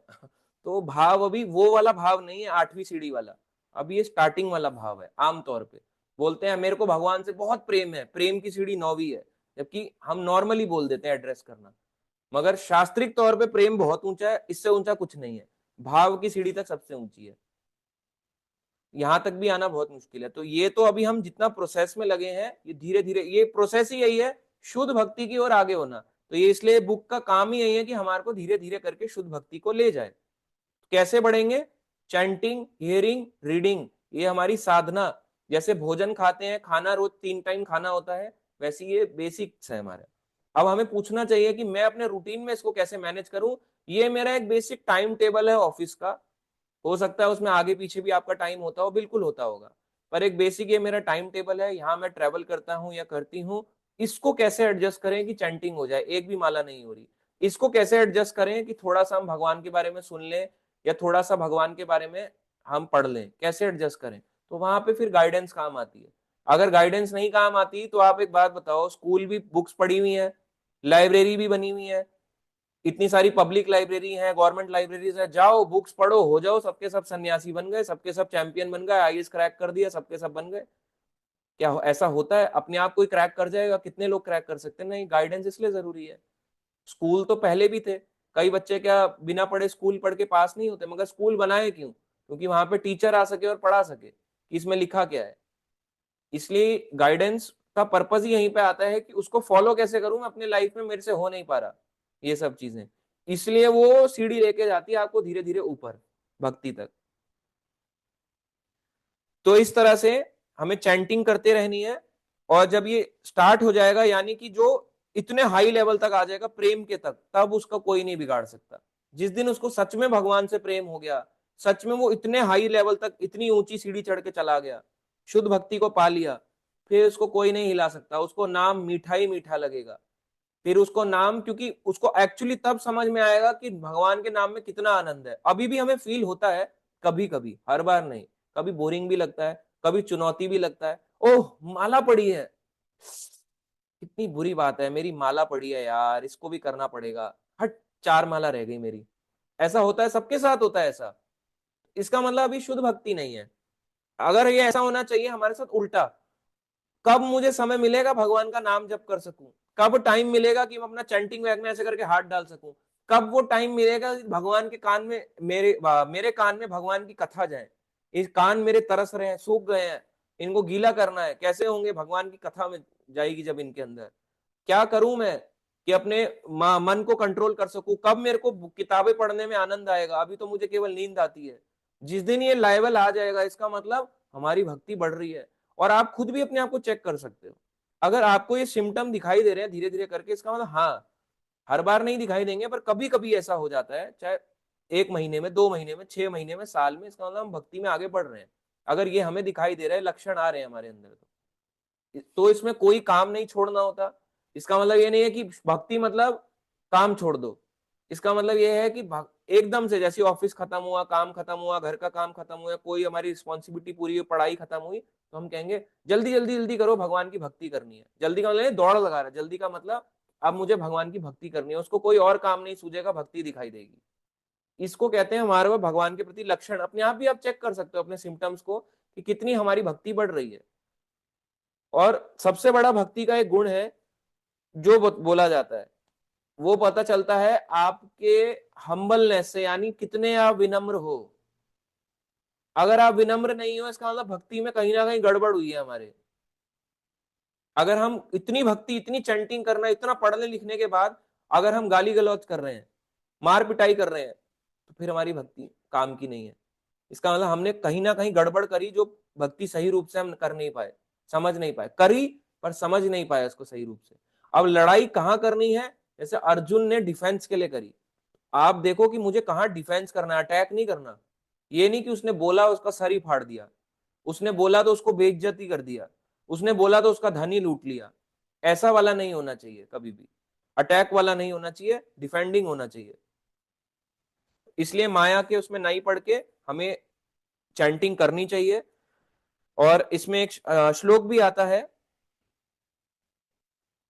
वो है कृष्ण सूर्य समा माया है अंधकार, यहाँ कृष्ण ता नाही मायार अधिकार। भगवान श्री कृष्ण की तुलना सूर्य प्रकाश से की गई है, यानी जहां सूरज होता है, और माया की तुलना अंधकार से है, यानी कि जहां सूरज होगा वहां अंधेरा नहीं रहेगा। यानी जिसके जीवन में कृष्ण होंगे उसके जीवन में माया उसको नहीं सताएगी। माया सताती ही उसको है जिसके जीवन में भगवान कृष्ण या भगवान राम या भगवान का कोई अवतार रूप नहीं है।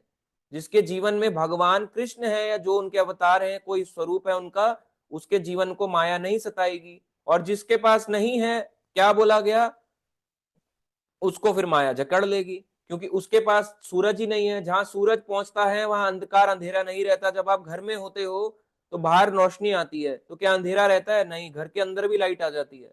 अपने आप थोड़ी सी भी लाइट होगी, ऐसा लगेगा बहुत सारी लाइट आ रही है घर के अंदर। तो जिसके जीवन में कृष्ण आ जाएंगे उसका अंधकार दूर होने लगेगा, माया से वो दूर होने लगेगा।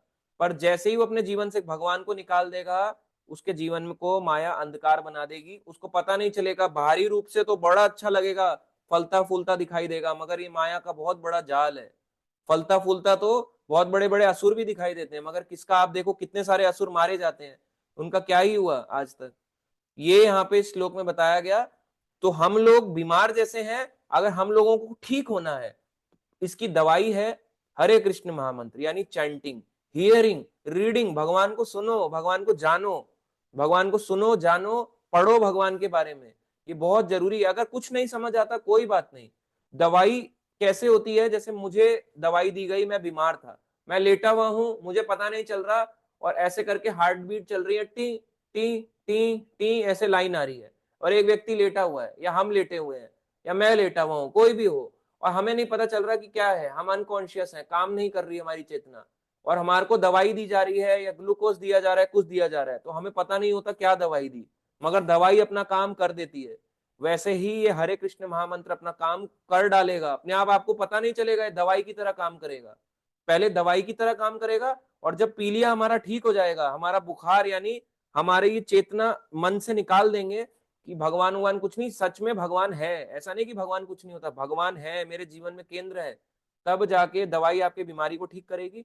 और जब हम बीमारी बीमारी ठीक हो जाएगी, जब नॉर्मल हो जाएंगे, जब उस भक्ति के लेवल में आ जाएंगे तब हमारे को जो भगवान का नाम होगा मिश्री की तरह मीठा लगेगा। या जॉन्डिस के आदमी को जब मीठा खिलाओ तो वो कड़वा लगना बाद में, जब ठीक हो जाता है जॉन्डिस तो बंद हो जाता है कड़वा लगना, मीठा लगता है। वैसे ही भगवान का नाम भी मीठा लगने लगेगा। तो ये तब लगेगा मधुर जब हमारी बीमारी खत्म होगी। कैसे होगी? दवाई भी यही है और मिठास भी यही है, दोनों काम ये कर डालेगा।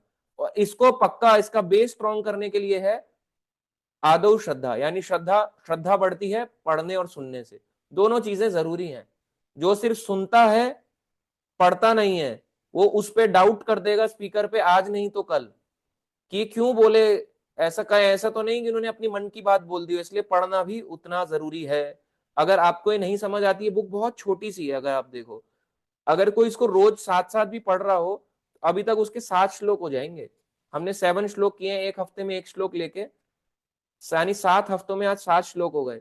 उसको वैसे ही इजीली पढ़ लेगा। यानी स्पेशल टाइम देने की भी जरूरत नहीं है, केवल अगर आप क्लास में आ रहे हो, सुन रहे हो, वैसे ही आपके हो जाएगा। केवल 1-1.5 घंटे में बैठ के आपकी ये बुक कंप्लीट हो जाएगी महीने के अंदर। इसलिए इसकी बड़ी वैल्यू है, सुनना और पढ़ना। और फिर आता है जो चैंटिंग करना, तो ये दवाई फिर काम करनी स्टार्ट कर जाएगी। ठीक है, तो आप अब इससे रिलेटेड या और कोई आपके जो भी क्वेश्चन हो पूछ सकते हैं। आप हैंड रेस कर सकते हो जिन जिन के क्वेश्चंस हैं अभी तक। कोई बात नहीं, जो जो लेट आए हैं। मैंने तो काली माँ की पूजा करने वाले पंडित को बीड़ी और अल्कोहल पीते देखा है बंगाल में, बिल्कुल ऐसा ही होता है। हिमाद्री प्रभु जी कह रहे हैं नाम आभास को अच्छे से बता दीजिए प्रभु जी। नाम आभास का मतलब है कि हमारी एक ऐसी स्टेज आना जब अपराध बंद हो जाए, पर अभी प्योर नहीं हुए हम, मगर इतना हम डर के रहने लगे हैं कि मैं अपराध नहीं करूंगा। तो डर वाली स्टेज आ गई कि मुझे अपराध नहीं करने, वो नाम आभास स्टेज होती है। अंकिता निधि माता जी, मन कहता है कि पहले कथा सुन लूं फिर 16 माला ट्राई करूं, ऐसा भी कर सकते हो। 16 नहीं तो 2-4 जो कर सकते हो, भगवान उससे प्रसन्न होते हैं। कॉपी मत करो, धीरे धीरे ही सब हो पाता है। किसी को कॉपी नहीं करना चाहिए, किसी के भी रूटीन को। अर्जुन छाल कैसे पीना है, ये तो आप देख सकते हो यूट्यूब में। अर्जुन छाल कैसे पीना है, डायरेक्ट पी सकते हैं, जैसे नॉर्मल चाय बनाते हैं, इसको पानी में उबाला, उसमें वो दूध डाला, मीठा डाला, बन गया। और कुछ डालना चाहते हो वो भी डाल सकते हैं। पूनम गुप्ता माता जी, अंजीर के ट्री होते हैं, लीव्स बड़ी बड़ी होती हैं, उसके गुच्छे में लगते हैं अंजीर। हाँ, अंजीर नॉनवेज नहीं है, पर आजकल लोग ये भी बना रहे हैं कि अंजीर नॉनवेज है, ये भी क्वेश्चन है। प्रभु जी, सोयाबीन या सोया चाप खा सकते हैं? सोयाबीन खा सकते हैं, कई लोग सोयाबीन को नॉनवेज बोलते हैं, नहीं, सोयाबीन दाल है। सोयाबीन की दाल खा सकते हैं, उसकी दाल को कई लोग पीस के भिगा के बड़ी बनाते हैं, तो वो भी खा सकते हैं, उसमें दिक्कत नहीं है। पर जो चाप होता है, जिसको वो सोया बोल देते हैं, उसका प्रोसेसिंग बहुत गंदा है, वो मैदे से बनता है, पहली चीज वो सोया ही नहीं है, उसको सोया चाप बोलते हैं, पर वो एक तो सोया नहीं है। और अगर आपने यूट्यूब में डालो कि सोया चाप कैसे बनती है, यूट्यूब में आप लिखो, तो आपको पता चलेगा कि इतनी गंदी तरह बनती है सोया चाप। मतलब जो भी हमारे शरीर का मैल है वो सोया चाप में जा चुका होता है, इतनी गंदी तरह बनती है। तो सोया चाप ना ही खाना अच्छी है, क्योंकि ऐसी चीज भगवान खाएंगे तो आप सोचो हम भगवान को क्या भोग लगा रहे हैं जो इतना गंदी तरीके से बन रहा है। ठीक है, तो वो नहीं खाना चाहिए सोया चाप। पर लोग इसलिए खाते हैं क्योंकि वो टेस्टी लगता है, तंदूर में डालो तो मजा आता है इसलिए लोग खाते हैं ज्यादातर। पर आप पनीर खा सकते हो उसका alternate. Sorry for late joining, कोई बात नहीं। प्रभु आशा माता जी, प्रभु जी नाम लिख भी सकते हैं क्या? हाँ लिख सकते हैं, कोई दिक्कत नहीं है, भगवान का नाम कहीं भी लिख सकते हैं, किसी भी तरीके का। अ, अंकिता जी माता जी, कृष्ण ने सात्विक अर्थ बनाया था, तो त्रेता द्वापर में कलयुग भी क्यों बनाया? इसलिए बनाया, भगवान में कमी नहीं है ना, वो दिखाना चाह रहे हैं कि नीचे भी आना होता है, अच्छा टाइम भी आता है, बुरा भी आता है। तो अच्छा टाइम सतयुग अच्छा था, बुरा भी आ गया, मगर तब भी सतयुग में भी जन्म मृत्यु तो सतयुग में भी था। मैगी मेयोनीज ये सब फालतू बाहर का नहीं खाना चाहिए, करेक्ट। दूध दूध नहीं डालते अर्जुन की छाल में, अर्जुन की छाल में जब वाटर हाफ रह जाए तब छान कर पीते हैं, ये हार्ट वालों के लिए अच्छी होती है, ऐसे भी पीते हैं। कोई लोग दूध डालते हैं, मुझे पता नहीं, क्योंकि मैं पीता नहीं इसको माता जी। तो जैसे भी आप पीना चाहें, पर हाँ कई लोग इसे मसाला डाल के वो पीस के भी इस अर्जुन छाल को दूध में डाल के भी पीते हैं। आमतौर पे अपना अपना टेस्ट है सबका। ठीक है, हिमाद्री प्रभु जी का क्वेश्चन। हरे कृष्ण प्रभु जी, दंडवत प्रणाम। हरे कृष्णा। हाँ जी प्रभु जी। प्रभु जी, मेरा दो प्रश्न है, मतलब दोनों प्रश्न नाम अपराध से ही है। हाँ नाम अपराध में दो नाम अपराध का मुझे मतलब समझ में नहीं आया। एक था कि हरे कृष्ण महामंत्र के जप में अर्थवाद का आरोप करना, ये नहीं समझ में आया। और दूसरा है हाँ कि हरे कृष्ण महामंत्र के जप को शुभ सकाम कर्म और कर्म कांड के समान समझना, ये हाँ क्या मतलब, ये दोनों नहीं समझ। हाँ, मैं आपको बताता हूँ क्या है इसका मतलब। तो पहला है, जैसे 10 नाम अपराध आते हैं कि भगवान के नाम का अर्थवाद करना। अर्थ मतलब हरे कृष्ण नाम के अलग अलग मीनिंग निकालना। मीनिंग है, ये बात सच है, मगर ये बोलना कि हरे कृष्णा में जो हरे है ये तो द्रौपदी है ना, नहीं, कृष्णा है वो तो द्रौपदी है, ये अर्थवाद हो गया। इसको अर्थवाद कहते हैं। हरे कृष्ण महामंत्र के नाम पे अर्थ निकालना, ये अर्थवाद, ये एक नाम अपराध है। एक ये हो गया। ऐसे ही अलग अलग अर्थ निकालना कि हरे मतलब राधा रानी नहीं होता, भगवान की शक्ति नहीं होता, हरे मतलब तो हो गया हरे रंग के भगवान, तो ये भी एक अर्थवाद हो गया। हरे का मतलब ये हो गया, नहीं नहीं, हरे का मतलब तो हो गया दुर्गा मैया, तो ये एक अर्थवाद हो गया। अलग अलग मीनिंग निकालना है इस नाम के मंत्र के, इसलिए इसको अर्थवाद बोला गया कि यो निकालना। अब आता है दूसरा कि एक भी एक अपराध है भगवान के नाम को शुभ सकाम कर्म कांड के साथ समान समझना। पहले तो ये है, हमने कल इसको आपको एग्जांपल देता हूँ। अभी रिसेंटली ना, अभी छोटी कथा करी थी तो उसमें बताया जैसे पेड़ की छाल होती है, ठीक है, पेड़ है, पेड़ की, आम का पेड़ है, आम का पेड़ में भी मिठास होती है, आम की छाल में भी मिठास होती है, स्टेम में भी मिठास होती है अंदर दबी हुई होती है। मगर अगर डायरेक्ट हम खाएंगे आम की लकड़ी को तो आप देखना मिठास नहीं आएगी। मिठास कब आती है? उस पेड़ से जब आम उग जाता है तो हम उस आम को खाते हैं, उस पके हुए आम को। ऐसे ही वेद और पुराण है, वेदों में कर्म कांड भी है। तो जो आम की मिठास है, अगर हम डायरेक्ट पेड़ की जड़ को, आम के पेड़ की जड़ को करके चूसेंगे गंदी लगेगा। ऐसे हम उसकी स्टेम लकड़ी को तोड़ देंगे, उसको करेंगे तो गंदा लगेगा। उसको खरोचेंगे, पेड़ को खरोच के लकड़ी को चूसेंगे, रस निकालने की कोशिश करेंगे तो गंदा लगेगा। क्यों? क्यों टेस्ट नहीं आता आम का? क्योंकि उसमें मिक्सचर है। समझ में आया? ऐसे ही वेद और पुराण है। ऐसा नहीं है कि इसमें भगवान का ज्ञान नहीं है, भगवान ने ही तो वेद पुराण कहे हैं, मगर इसमें कई तरीके का और भी ज्ञान है। इसीलिए क्योंकि इसका टेस्ट लाने के लिए वो आम के पकने का इंतजार करना पड़ेगा। जब आम पक जाएगा खाएंगे तब आम का स्वाद आएगा। ऐसे ही हमें वेट करना पड़ेगा कि ये भगवान का शुद्ध नाम आ जाए। कैसे आएगा? जब ये पका हुआ आम खाएंगे। पका हुआ आम कब खाएंगे? यानी ये जो वेद सारे शास्त्रों का जो सार है, पका हुआ आम की तरह है, वो है भागवत पुराण। जब हम श्रीमद् भागवतम पढ़ेंगे, चैतन्य महाप्रभु को समझेंगे, आचार्यों के शास्त्रों को पढ़ेंगे, तब हमारे को पके हुए फल का स्वाद आएगा। इसलिए पके हुए फल का स्वाद चाहिए तो डायरेक्ट पका हुआ फल खाओ, पेड़ को मत खाओ। इसलिए वेद और पुराण पढ़ के भी कई लोग नहीं समझ पाते कि कृष्ण ही भगवान है, वो कर्म कांड तक सीमित रह जाते हैं। इसलिए बोला गया कि हमें इसे कर्म कांड ना समझना। कर्म कांड का मतलब हर कर्म के प्रति ये समझना कि इससे मेरी कोई इच्छा पूरी हो जाए, इसे कर्म कांड कहते हैं। आमतौर पे जैसे मैंने इच्छा मांगी, मैंने कोई हवन यज्ञ कराया कि मेरे घर में ये आ जाए, पैसों की बरकत आ जाए, तो ये कर्म कांड है। एक कर्म के पीछे अपनी एक इच्छा प्रकट कर दी, ये कर्म कांड है।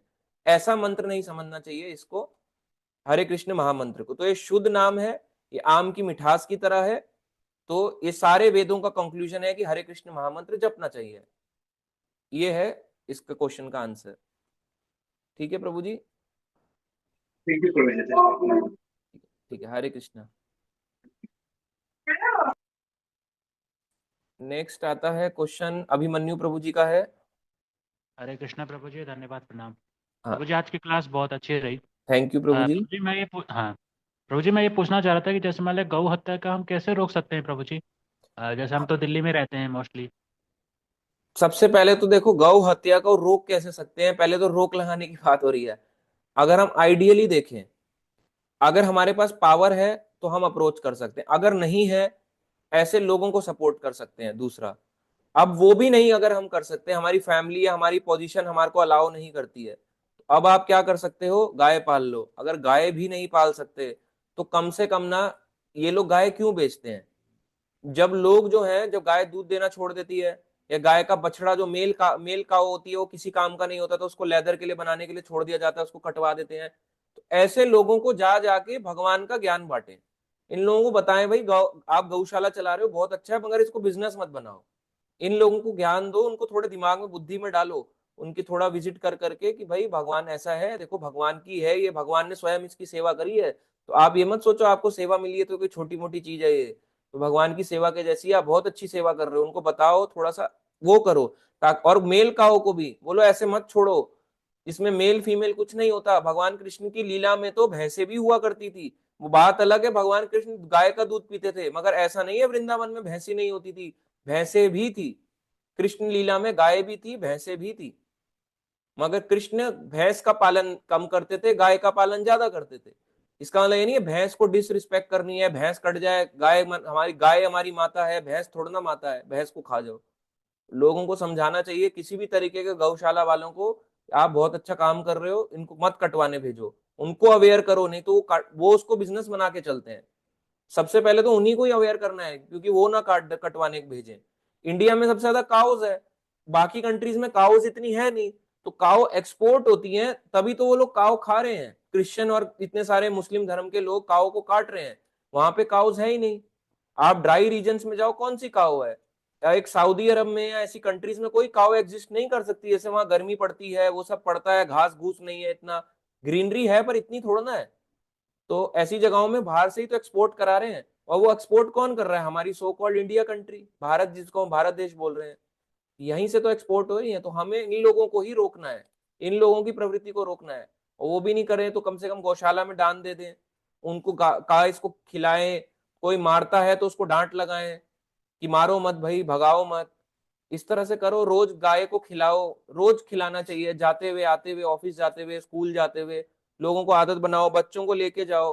गाय होती क्या है, केवल ये नहीं कि बच्चा टीवी में ही देख रहा है केवल, या बच्चा केवल बुक में ही देख रहा है कि गाय भी ऐसी कोई चीज होती है, ये भी कोई प्राणी है, और उसको पता ही नहीं गाय दिखती कैसी है।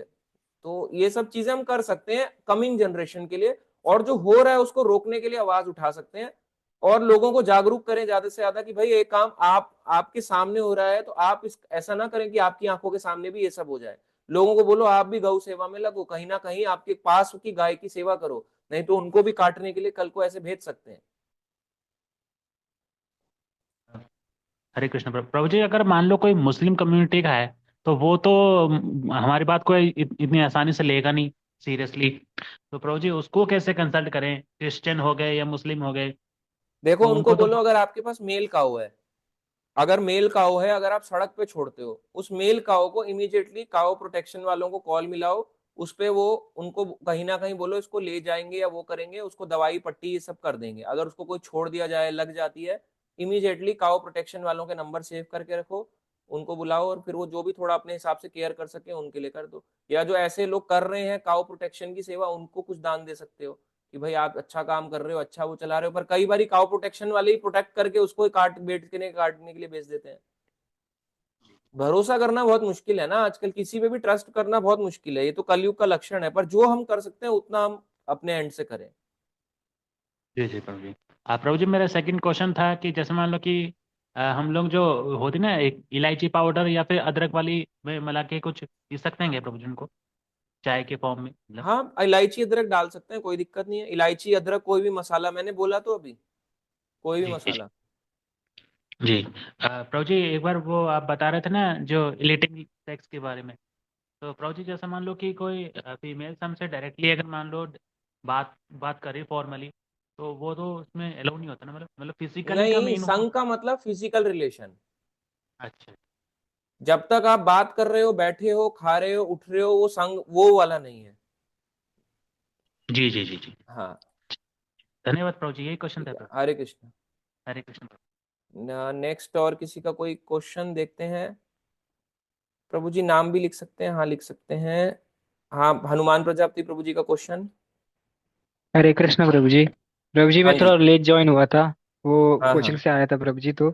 और फिर डिस्टरबेंस भी हो गई थी, रिलेटिव आए थे, मतलब जा रहे थे, मतलब घर जा रहे तो प्रभु जी क्या मतलब बताया आपने, एसेंस में बता देंगे मुझे हमने ये इस बताया टॉपिक आज में। की क्लास में कि एक बीमार व्यक्ति है जिसको जॉन्डिस हो रखा है।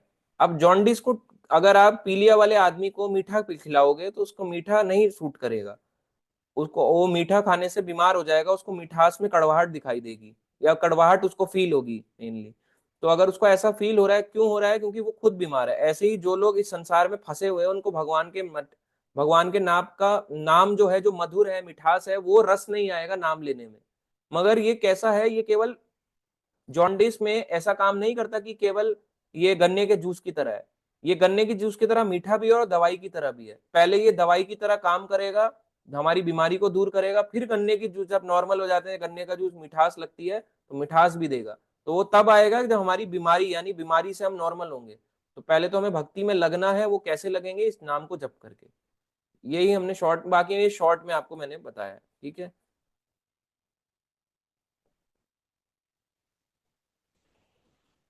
इसमें आता है क्वेश्चन, कृष्ण युगों की गिरावट बनाने के लिए बजाय सात्विक दुनिया ही बना के ये रियलाइज करके ये गोलोक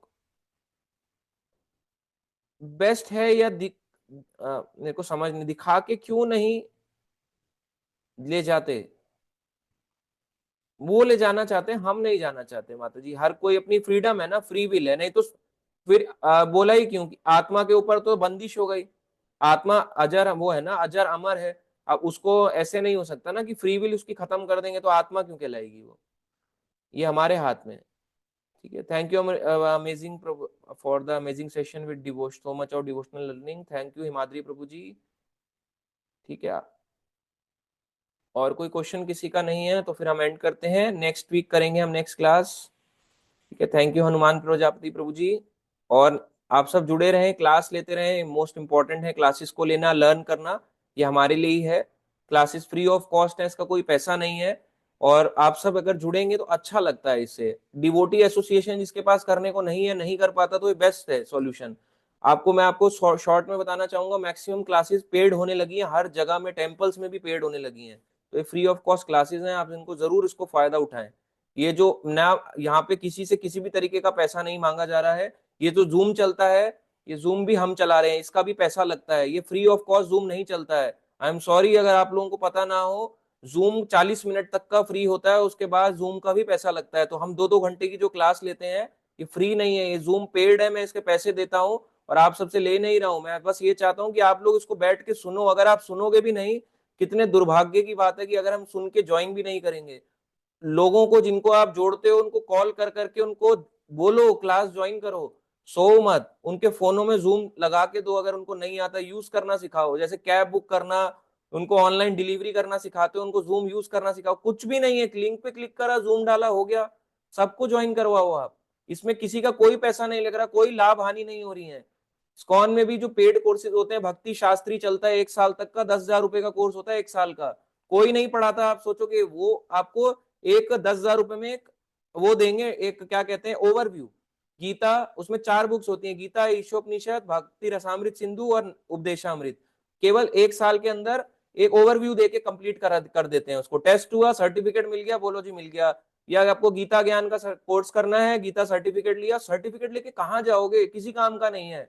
इतने सर्टिफिकेट है, मेरे से ले लो, मेरा नाम काट के मैं आपका नाम लिख के दे देता हूँ। बोलो कौन सा सर्टिफिकेट चाहिए? किस काम का नहीं है सर्टिफिकेट, कोई नहीं पूछता भारी दुनिया में। भगवान की भक्ति में या गोलोका में कोई सर्टिफिकेट नहीं पूछा जाता। केवल हमारी इच्छा पूछी जाती है कि सच में भगवान को पाने की इच्छा है या नहीं। आप सब जुड़ो, ये बहुत जरूरी है। कोई, मैं आपको बार बार यही बोलूंगा, इस क्लास का कोई पैसा नहीं है, ना आप लोगों से मांगा जा रहा है। आप जुड़े, सीखें इन सब चीजों को, ये मोस्ट इंपॉर्टेंट है अगर हमारे को भक्ति में आगे बढ़ना है। नहीं तो किसी काम का नहीं है। फिर हमारी भक्ति केवल आमतौर पे वैसे ही रह जाएगी जैसे हम अपने पेरेंट्स को बोलते थे ना। हम अपने पेरेंट्स को या अपने बड़े लोगों को क्रिटिसाइज, उनकी निंदा करते हैं बड़े लोगों की। अरे तुमने क्या सीख लिया, हमें आती है भक्ति तो। अरे जैसे वो लोग, सीखना उनका समय आना था पर वो नहीं सीख पाए। उनके पास तो वो ही नहीं था ना, पहले के जमाने में फोन नहीं था, कुछ नहीं था, घर के बाहर औरतें जा नहीं सकती थी। पति की परमिशन, ससुर की परमिशन, 50 तरह की परमिशन चाहिए थी। अब तो घर बैठ के यूं चलाओ, फोन देखो, सबका सब यूट्यूब चला के देख लो। जो नहीं ले सकता वो यूट्यूब तक ठीक है, पर जो ले सकते हैं उनके लिए कंपलसरी है कि वो क्लास लें। ये मस्ट है। अगर आप चाहते हैं कि आप दीक्षा में भी आगे बढ़े तो आपको क्लास लेनी ही पड़ेगी। अगर आप इसको लाइटली लेके चलेंगे तो आप प्रमोट भी नहीं हो पाएंगे। अगर आपने ले भी ली दीक्षा तो क्या करोगे? दिव्य ज्ञान तो आया ही नहीं। दिव्य ज्ञान आएगा तो दीक्षा वो मानी वैलिड होगी। चाहे हमारा फिर दीक्षा हुई हो या ना हुई हो, तभी वो दीक्षा का मतलब दिव्य ज्ञान आ रहा है। जब आ रहा है तो आप एक दीक्षित के समान ही है, चाहे दीक्षा हुई हो या ना हुई हो। मिल गए कृपा है, और ज्यादा नहीं भी मिली तो भी कृपा है, क्योंकि दिव्य ज्ञान तो आ ही रहा है, तो समान ही हो आप भी। तो ये असली दीक्षा है, आप इसको सुने क्लासेस को ज्वाइन करना मस्ट है। इसका आपको कोई फोर्स नहीं करता। मैक्सिमम क्लासेस में फोर्स किया जाता है कि सबके सब वीडियो ऑन करो, आप सब वीडियो ऑफ करके भी क्वेश्चन पूछ लेते हो, मैं कभी मना नहीं करता आंसर करने के लिए, सब पूछ सकते हो। ग्रुप में पूछते हैं, मेरे पर्सनली पूछते हैं, कॉल करते हैं, मैं किसी को मना नहीं करता कि आप आंसर ना करें, मैं सबको डायरेक्टली आंसर करता हूँ, किसी भी टाइम पे आंसर कर देता हूँ। अब कई भक्त ऐसे हैं उनको पता है कि अभी शायद है नहीं, रात को भेजते हैं तो मैं जैसे ही होता है इमीडिएटली रात को भी रिप्लाई कर देता हूँ। बहुत भक्त हैं रात को भेजे, 12, 12:15, 12:30 भेज देता हूँ। सुबह भी कोई भेजता है 3-4 बजे, अगर उसकी बहुत बड़ी इंपॉर्टेंट क्वेरी है, बहुत लंबे मैसेज नहीं है कि मैं फंस गया हूं मुझे बताओ, तो मैं इमीडिएटली 3 बजे 4 बजे भी रिप्लाई कर देता हूँ। अगर आपको लग रहा है कि ये इसका कोई वैल्यू है तो आप सब जुड़ो, सीखो, अपने फैमिली, पड़ोसी, दोस्त सबको बताओ कि जूम कैसे चलता है, कैसे चलते हैं, कैसे करना है इन सब चीजों को। ठीक है, तो ये प्रचार का ही एक हिस्सा बन जाता है। आप भी कर रहे हो, आपको भी प्रचार चालू हो जाएगा, ये भी प्रीचिंग ही हो जाएगी। तो आप सब इस तरह से करो, ठीक है, इन लोगों को जोड़ो अपने साथ में, लोगों को ज्यादा से ज्यादा क्लासेस में लाने की कोशिश करो आप सब, ठीक है। ये प्रचार ही है, यही प्रचार मूवमेंट है। अभी हम इसको कंप्लीट करते हैं क्लास को, ठीक है। थैंक यू प्रीति माता जी, थैंक यू अंकिता निधि माता जी, हनुमान प्रजापति प्रभु जी, आपका हम क्वेश्चन लेंगे अभी। थैंक यू निवेदिता माता जी, थैंक यू आशीर्वाद प्रभु जी, थैंक यू अभिमन्यु प्रभु जी, ठीक है। हम इसको करते हैं सबको अनम्यूट करके। हरे कृष्णा कृष्णा हरे कृष्णा हरे हरे हरे, कृष्ण कृष्ण हरे कृष्ण हरे राम हरे, हरे हरे राम राम राम हरे राम, राम राम हरे राम हरे, हरे हरे। कवि भक्तवृंद की जय, श्री राधा गोविंद की जय, श्री गौर निताई की जय, श्री प्रभुपाद की जय, जय गौर प्रेमानंदे, हरि हरि हरे हरि बोल। बोल। हरि बोल। हरे कृष्ण।